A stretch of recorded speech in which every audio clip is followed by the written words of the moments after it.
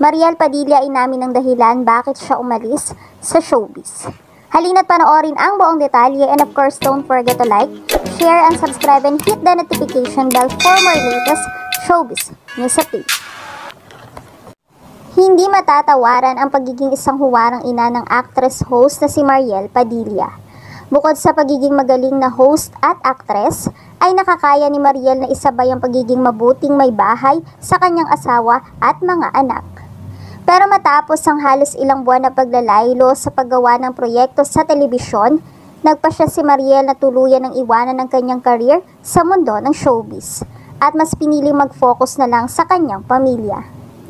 Marami ang nagulat sa desisyon na ito ni Mariel. Bago nga niya kasi ito gawin, kitang-kita sa aktres yung kanyang pagmamahal sa kanyang ginagawa sa harap ng telebisyon. Kaya naman lahat ay nagtaka nang hindi na nga ito tuluyan pang tumanggap ng mga proyekto. Hindi maipagkakaila na marami na ang nakakamiss sa good vibes na dala ni Mariel, lalo na sa bawat hosting shows nito. Kaya naman tanong ngayon ng lahat, kung hindi na nga ba babalik pa si Mariel Padilla sa showbiz? At tuluyan na nga ba itong magpapahinga sa paggawa ng mga proyekto? Sa isang exclusive interview kay Mariel Padilla sa inilabas na latest vlog ng kilalang talent manager at showbiz broadcaster na si Ogie Diaz, tila nga kinumpirma na ni Mariel na masaya na siya ngayon sa kanyang buhay.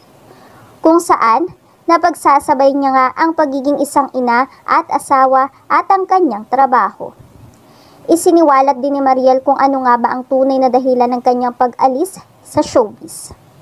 Ayon sa kanya, ginawa niya ito para sa kanyang mga anak na si Isabela at Gabriela at para din sa kanyang asawa na si Mr. Robin Padilla na ngayon ay isa sa mga senatorial aspirant sa kasalukuyang eleksyon.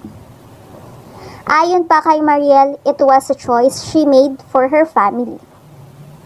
Para nang sa ganon ay makapag-focus siya sa mga ito.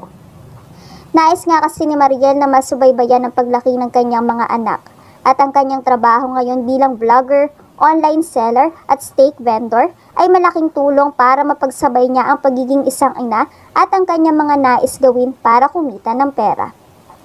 Nasa bahay lang nga kasi siya sa kanyang mga napiling trabaho ngayon.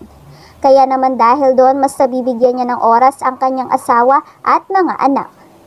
Para kay Mariel, malaking blessings ang magkaroon ng ganitong klaseng lifestyle, kung saan she can manage to take care of her family at the same time, she can earn money for their needs.